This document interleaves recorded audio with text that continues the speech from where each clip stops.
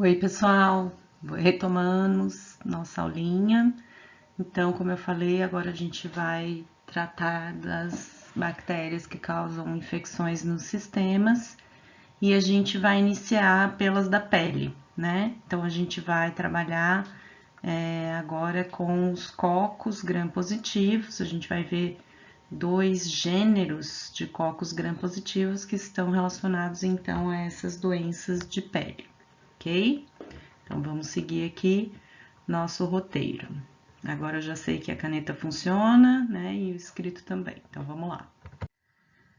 Nós vamos começar com o gênero Staphylococcus, que é um gênero bastante conhecido, né? Pode estar associado tanto com a nossa flora normal, como com infecções, certo? Então, a gente falou que muitas bactérias da flora normal podem ser também patogênicas, e esse aqui é um exemplo bem clássico, né, desse grupo que, se sair da pele ou se penetrar em camadas mais profundas da pele, pode ser patogênico. Bom, então, com relação à sua classificação, né, a sua nomenclatura, esse gênero pertence à família Micrococcaceae, e as espécies são classificadas em dois grupos, no coagulase negativa e coagulase positiva. Isso é um teste que é realizado, depois eu vou mostrar para vocês também, que é considerado um fator de virulência e também usado para diagnóstico para identificar essas espécies. Então, eu deixei ali em vermelho o Staphylococcus aureus, né, para vocês saberem que esse aqui é o principal, principal espécie que a gente vai trabalhar, que a gente vai discutir, certo? Porque hoje é uma das principais causadoras dessas infecções e também tem cepas multiresistentes bastante conhecidas que a gente vai discutir, tá?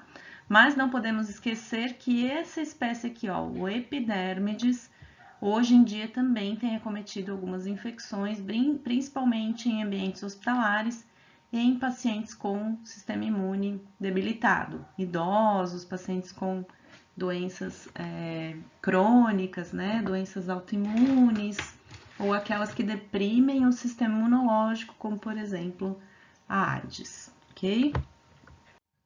Bom, então a morfologia, né? Nós falamos um pouquinho dos cocos e dos seus arranjos. O Staphylococcus, o nome dele lembra o arranjo de cacho, né? Então, cachos irregulares, porém, eles podem apresentar também, como vocês estão vendo aqui nessa imagem, cocos isolados aos pares ou formando pequenos cubos, ok? Como a gente consegue visualizar aqui nesse trecho da imagem, tá? Então, isso pode acontecer principalmente se a amostra for recém-isolada de um paciente e a gente não consegue visualizar aquele arranjo bonitinho de cacho. Depois que a gente coloca em meio de cultura, né? Isola a bactéria, deixa ela crescer bem sozinha, bem feliz ali no meio, aí a gente consegue visualizar os cachinhos, né? Formando os cachinhos de uma maneira mais clara, ok? São espécies imóveis, nós vamos ver muitos cocos, né? Vamos estudar alguns cocos e vocês vão ver que todos eles são imóveis. Não é uma característica obrigatória, mas os de importância médica que nós vamos trabalhar são imóveis. E não são espécies formadoras de endósporos ou esporos, como se fala, né, em muitos materiais. Então, aqui algumas fotos de microscopia eletrônica para mostrar para vocês, então, os cocos, né? Aqui a gente não observa a coloração de Gram, mas dá para ver o formato do cacho. Bom, então, essa seria uma foto clássica, né? Foto de livro, mostrando então o arranjo dos cachos, né? Bem característicos, e a coloração de Gram positivo, no caso, né? Na cor arroxeada, que a gente sabe então que tem aquela parede com a estrutura formada em quase totalidade, né, por peptídeo glicano. Bom, a morfologia na cultura, tá? A cultura se faz em aerobiose, ou algumas espécies preferem uma microaerofilia, ou seja, uma tensão, né, de oxigênio um pouquinho menor, tá? O aspecto da colônia, como vocês observam nessa foto, ele é liso, né? Um aspecto mucoide, tá? Elevado e brilhante. E aqui nós temos duas espécies. Nós temos o Staphylococcus aureus, que o áureo lembra ouro, né? Então ele tem essa coloração dourada, ok? E a outra espécie é o Epidermides, que vocês estão vendo aqui junto, tá? Que numa amostra dessa de infecção, provavelmente é um contaminante, é uma espécie da flora normal que aparece ali junto, e ele tem essa coloração mais cinza, né, mais esbranquiçada, tá? Então, assim, na cultura a gente também consegue fazer essas diferenciações, né, visuais, mas não é uma característica que pode ser levada ao pé da letra e também não pode ser usada de maneira individual. A gente sempre tem que associar com os testes bioquímicos, que depois eu vou falar um pouquinho na parte do diagnóstico, e também a análise molecular, que muitas vezes é necessária, ok? Então, essa seria a característica da macrocultura, né? O aspecto macroscópico. Aqui temos também a espécie crescendo em agar Miller-Hinton, que é um agar para crescimento bacteriano, e aqui no agar sangue a gente não consegue ver com tanta clareza a coloração. Esse agar aqui é chamado de agar manitol, né? Manitol é um açúcar e o agar manitol ele é usado para diferenciar o Staphylo aureus, que é esse que está aqui no pedacinho da placa semeado com uma cor diferente, e o Staphylococcus epidermidis. Na verdade, o meio de cultura ele tem essa cor rosada, tá?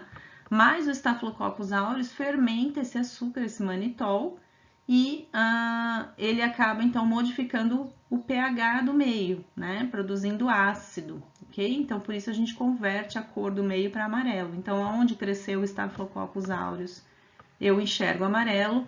Onde é outra espécie, como é o caso aqui do epidermis, que não fermenta o manitol, ele permanece o meio na cor inalterada, certo? Então aí eu consigo fazer o diferencial. Mas esse meio ele não é muito utilizado na rotina, né? Mais para pesquisa mesmo, tá? Ou algum laboratório com mais verba, né? Vamos dizer assim. Bom, então são espécies que produzem catalase e isso vai diferenciar do gênero Streptococcus, que nós vamos falar posteriormente. Eu vou mostrar certinho como é que faz esse teste. São bactérias que fermentam carboidratos produzindo ácido lático, então aquela amostra no agar manitol é um exemplo, né? Mas não são produtores de gás, pode acontecer também fermentação com produção de gás, mas nesse caso essas espécies não fazem. São relativamente resistentes ao ressecamento e ao calor, então a gente vê isso pela capacidade dessa bactéria crescer, né, estar presente com o microbiota normal na pele, então elas sobrevivem mesmo nos locais da pele mais secos, né? E hoje são consideradas espécies com uma variação muito grande do ponto de vista de sensibilidade a antibióticos, antimicrobianos, ok?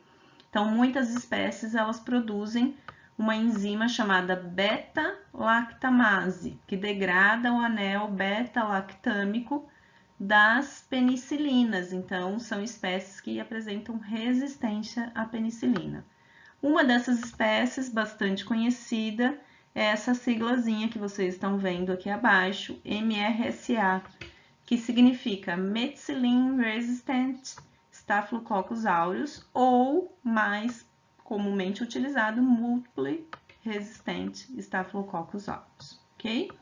Então, aqui tem uma foto de microscopia eletrônica, aqui uma lesão causada por essa cepa, né, o MRSA, então é comum ela estar associada com abscessos, e aqui o crescimento dessa bactéria em agar sangue, tá? Que é um agar onde a gente adiciona sangue de carneiro para que a bactéria utilize os nutrientes do sangue. Bom, ela apresenta então uma estrutura antigênica clássica de gram positiva, né, contendo grande camada de peptidoglicano, mas também os resíduos de ácido teicoico, que é uma característica também das gram positivas, tá? Então, a estrutura clássica aí de parede de gram positivo. Bom, apresenta várias toxinas, né? Eu vou mostrar para vocês daqui a pouquinho um vídeo do YouTube onde ele mostra uma possível liberação dessas toxinas, né, e enzimas. A catalase, como eu havia comentado antes, ela faz essa diferenciação entre gram-positiva, ou melhor, entre cocos gram-positivos do gênero Staphylococcus para o gênero Streptococcus. A catalase só está presente nos Staphylococcus entre os gram-positivos, né, entre os cocos gram-positivos. Então, a catalase é uma enzima que converte peróxido de hidrogênio em água e oxigênio. E a gente vai falar um pouquinho desse teste que é utilizado para diagnóstico. A coagulase, que eu já havia comentado com vocês anteriormente, né? O que exatamente ela faz? Ela altera a cascata de coagulação no sangue, né? Estabelecendo aí uma deposição de fibrina na superfície desses estafilococos. Libera também algumas exotoxinas, ou seja, toxinas que são liberadas durante o metabolismo da célula. Essas exotoxinas são chamadas de hemolisinas, né? Então, nós temos a hemolisina alfa, que lisa eritrócito e plaqueta, e a hemolisina beta, né? Ou toxina beta, que degrada a esfingomielina. A esfingomielina é uma substância presente na bainha de melina, né? Então, pode atuar também no sistema nervoso, ok? E nós temos também a leucocidina, que destrói leucócitos, né? Que é uma toxina termoestável, então mesmo no aquecimento, mesmo no estado de febre, ela não é degradada e normalmente o gene está associado tanto cromossomal como plasmidial, né? Então a gente pode encontrar a leucocidina também, o gene da leucocidina sendo transmitida de maneira plasmidial por conjugação. Bom, então, como vocês viram no vídeo, as enzimas vão sendo liberadas, né? E a bactéria vai utilizando de acordo com a sua necessidade para que ela possa invadir e conseguir driblar os mecanismos de defesa do organismo, né? Então, algumas são enzimas, outras são toxinas e ela vai causando, então, a infecção, tá? Esse link vocês podem acessar em casa depois também, para continuar vendo ou visualizar mais uma vez como é que funciona, né, essas toxinas no organismo num processo de infecção. Lembrando que o Staphylococcus, ele é uma bactéria da flora normal, então ele está presente na nossa pele e como vocês viram ali, a lesão, né, causada que vai acabar fazendo com que ela penetre em locais diferentes daquele de costume. Bom, outro grupo de toxinas que ela pode liberar são as enterotoxinas. Por quê? Porque essa bactéria também pode contaminar alimentos pela manipulação, né? E ela liberar, então, essas toxinas no trato gastrointestinal, por isso que elas são chamadas de enterotoxinas. Então, nós temos a enterotoxina TSST1, que ela funciona como um superantígeno. Como é que é um superantígeno? O superantígeno, ele está relacionado com a capacidade de estimular de uma maneira excessiva o sistema imune, por isso que ele é chamado de superantígeno, né?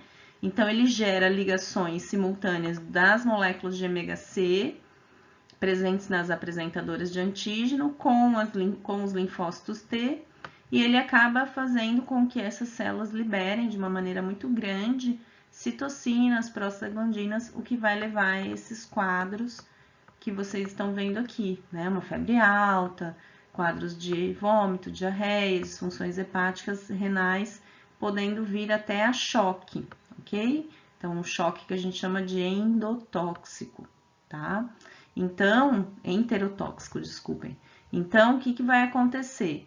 Se esse superantígeno cair na circulação sanguínea, mesmo que a bactéria seja destruída, né, essas toxinas elas vão então causar esse quadro bastante grave.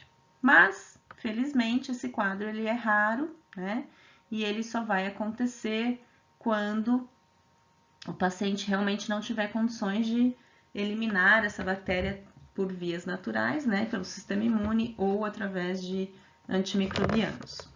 Outra questão importante das enterotoxinas, quando em doses menores, né, 1 nanograma por grama ou por ml de alimento, são as intoxicações alimentares, ok? Nas intoxicações alimentares, a manifestação clínica ela é causada pela toxina e não pela bactéria, certo? Então, aqui a gente observa, né, as características dessa intoxicação, ficou fora de ordem novamente. O período aí de 30 minutos até no máximo 8 horas, né, para iniciar os sintomas, tá? Mas o mais comum mesmo é que os sintomas se iniciem rapidamente, 30 minutos a 1 hora.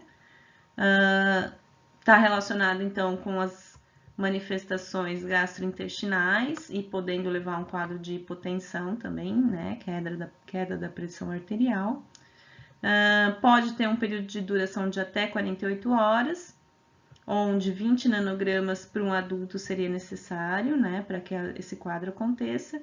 E, como eu falei, a intoxicação raramente é fatal, na maioria das vezes ela tem uma autolimitação, né, até que a toxina seja eliminada através, então, dos vômitos e da diarreia. Quais alimentos estão mais envolvidos nesses surtos? Então, hoje em dia se rastreia, né, quais são as fontes mais comuns de contaminação, tá? Então, eu peguei duas referências aqui para vocês, né? Uma delas é o manual do MSD, que é um site que traz bastante informações do Ministério, né, associado ao padrão internacional. Então, ele fala em creme de ovos, massa folhada recheada, leite, carnes processadas e peixe. E um site da saúde do governo do estado de São Paulo, né, que é o centro do CVE, que é o Centro de Vigilância Epidemiológica, onde ele traz um pouquinho mais detalhado para a nossa realidade.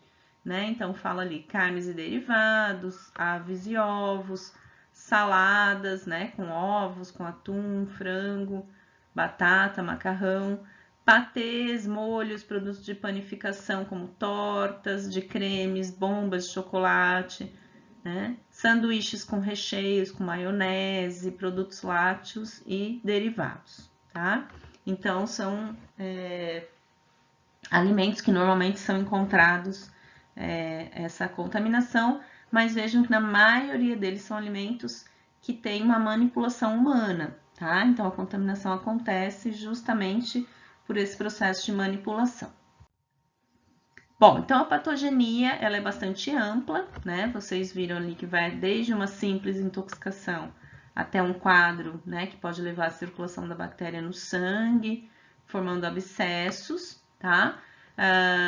Nós temos a bactéria na nossa microbiota da pele e em algumas pessoas, 40% a 50% dos humanos possuem estado de portador nasal também, né? Então, não tem só na pele das mãos, vamos dizer assim, mas também na cavidade nasal, ok?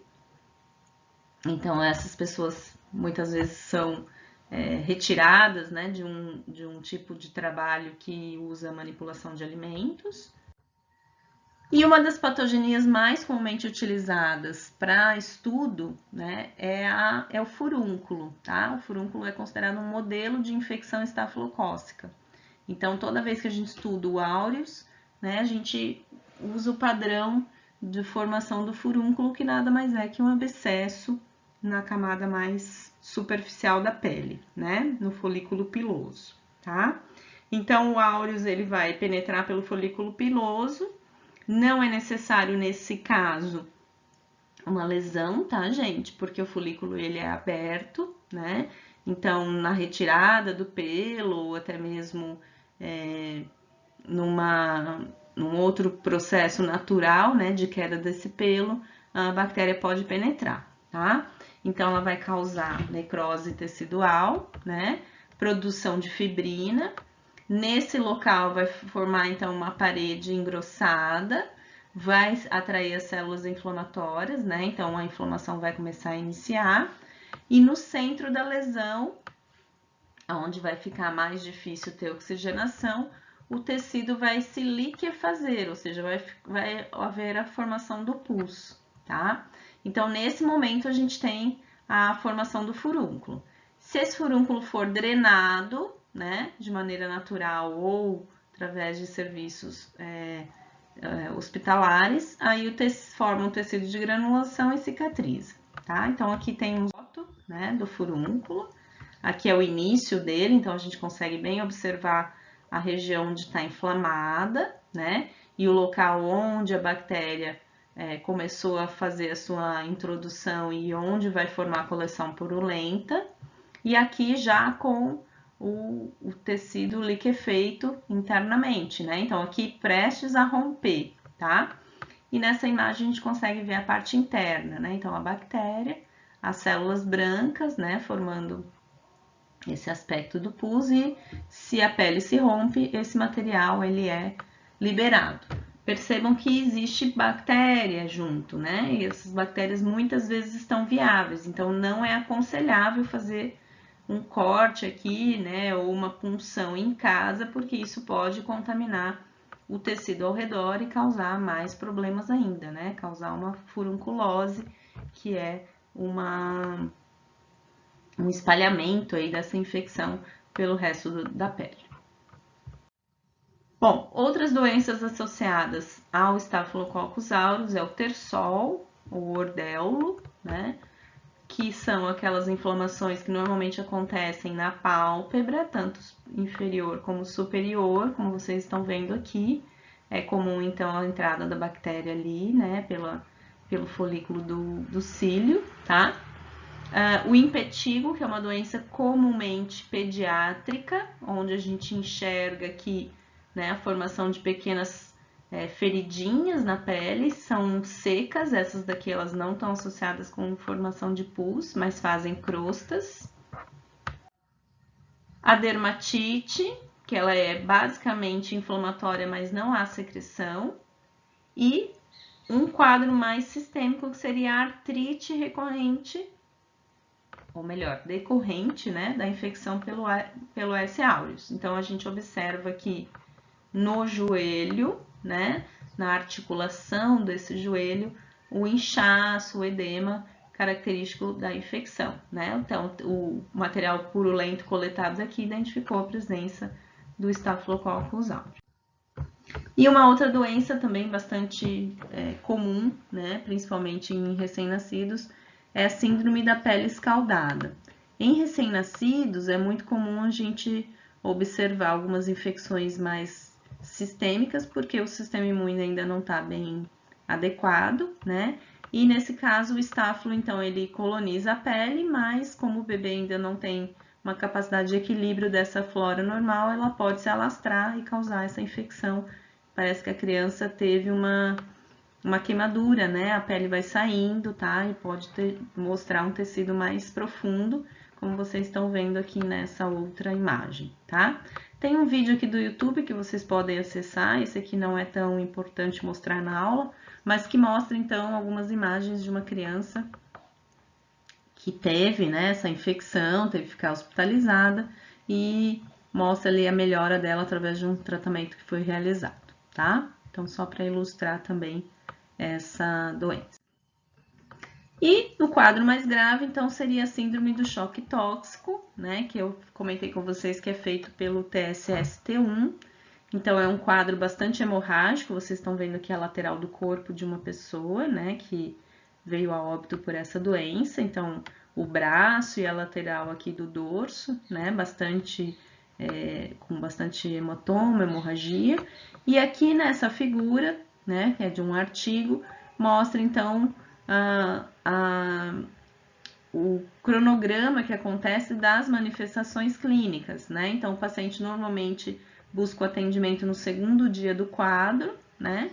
Mas ali ele já tem febre, já tem algumas manifestações de pele, já tem dor abdominal, dor muscular, né? Hipotensão, já iniciou um quadro de confusão mental, já tem dor de cabeça, vômito e diarreia, tá? Então, é um quadro multissistêmico, né? Comete vários sistemas, e ele pode permanecer mesmo após, né, a eliminação da bactéria, ele pode permanecer por até 60 dias. Então, vejam aqui que as manifestações de pele, de membrana, são as mais numerosas, né, e podem permanecer por mais de 60 dias, tá? Então, é um quadro bastante grave, se não for hospitalizado, não tem como tratar e o paciente vem a óbito. Bom, agora a gente vai falar um pouquinho do MRSA, né? Que é aquela bactéria que eu falei para vocês que é multiresistente. Então, hoje a gente observa muitas das infecções pelo Staphylococcus por essa cepa, né? E aqui a gente consegue ver bem os quadros de abscesso, tá? Que é um abscesso na parte superior do pé, né? Então, uma lesão bem comprometida, aqui é no braço, também formando uma úlcera, né? E aqui uma lesão mais disseminada pelo rosto do paciente, então mostrando esses abscessos, né? Que podem ser causados pelo Staphylococcus aureus. Não é a única bactéria causadora, mas é uma das principais que faz esse quadro aqui de abscesso. Bom, para o diagnóstico, né? Então, a gente vai trabalhar um pouquinho com aqueles testes laboratoriais, né? Que eu falei para vocês, mas também temos a forma de identificar através de um esfregaço, né?